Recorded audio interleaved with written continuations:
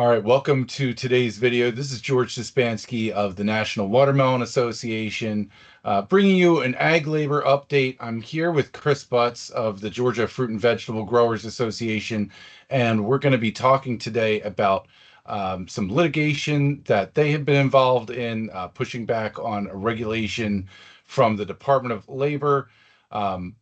I'm going to stop sharing that slide and bring Chris here. First off, Chris, I do want to thank you for being generous with your time. There have been updates overnight, so I know it's a really busy time, but I appreciate you making time for our watermelon growers to explain a rather complicated situation and developing story.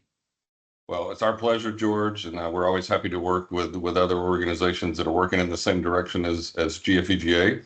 And we're all working for the greater good of the produce industry. So we're happy to be here. And it is a complex situation and it is fast developing. So we'll try to give the best update we can on where we are right this moment, but things may change quickly. Yeah, well, I appreciate that. And I'll say for the people that are watching this later, it's the afternoon of August 29th when we're talking. So there may be updates to the situation. But to help get us rolling here, can you lay the groundwork? Just tell us what the ruling was and how it will affect the implementation of this rule from the DOL.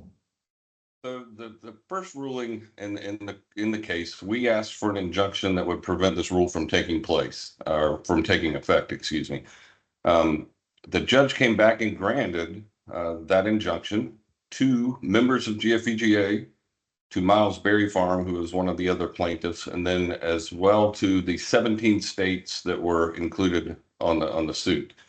So what would have happened is we would have had the new rule rolled out today, August 29th, in 33 states that were not part of the lawsuit, while the 17 states that were part of the lawsuit would not have been impacted by the rule.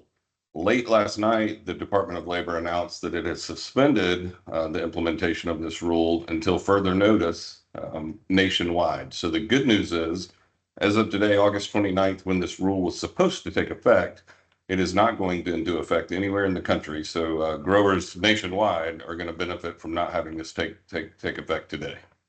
Well, I can certainly say I'm very glad that I did not have to be reviewing a list of states and updating different NWA members based on what state they're in, or states, as I know we've got a lot of multi-state entities, and one set of labor rules is definitely preferred.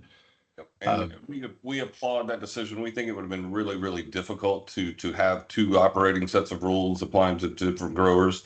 And frankly, we have growers that may have been growing in multiple states, some of which were covered by the case and some that were not. So we think DOL made the right decision by not having two sets of rules applying to the same growers. Yeah, well, you know, it's complicated enough with one set, and because of that, I want to back up for a second. You know, we're talking about the status, but let's refresh everyone's memory. Now, this rule, correct me if I'm wrong, is dubbed the Farm Worker Protection Rule from Department of Labor. And I want to, you know, if it did or if it does go into effect, can you talk a little bit about what that actually would impact for our growers? How could it affect them?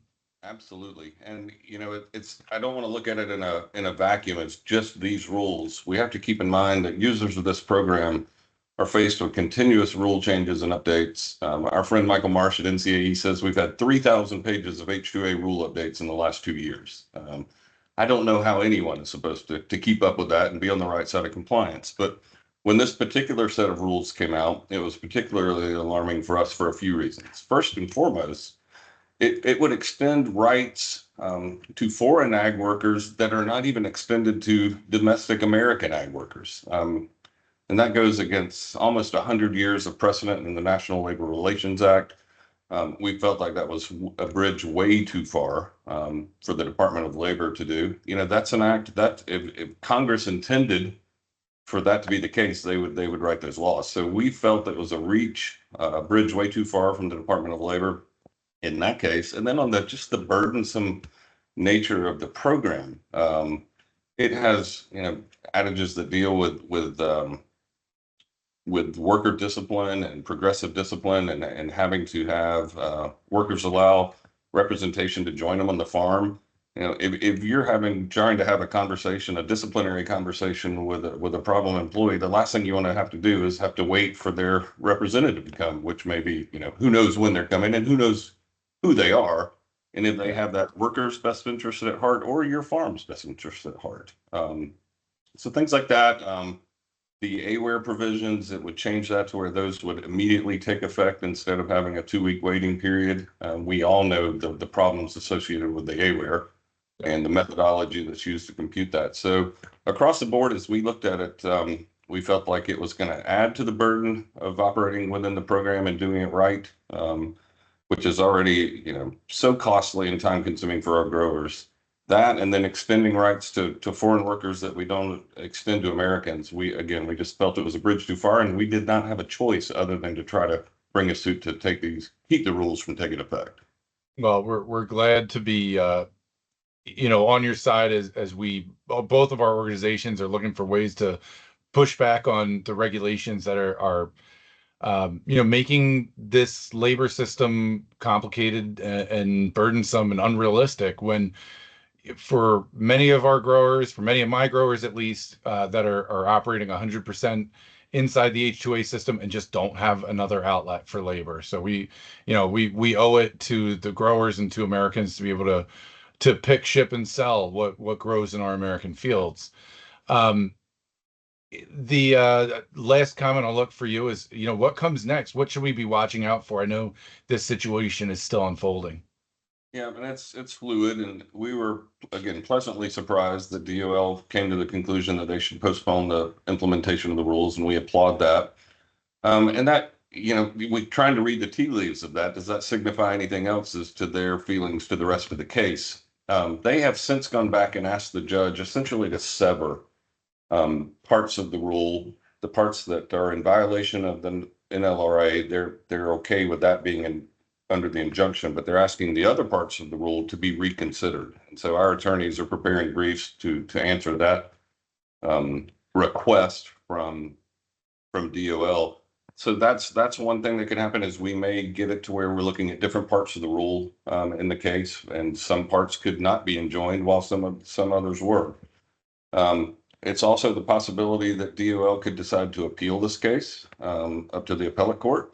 We Indications are I don't think we're going to see that, but it's certainly within their right to do so. If neither of those happens, you know, we're looking at the case playing out in court over the next several months or longer.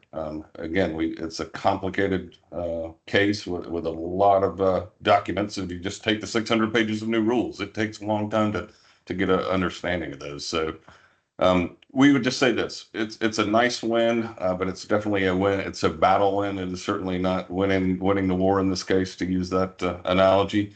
But we're going to keep on. We stand by our belief that this is a bridge too far. This is essentially legislation through regulation, and we feel that's got to be brought to a stop.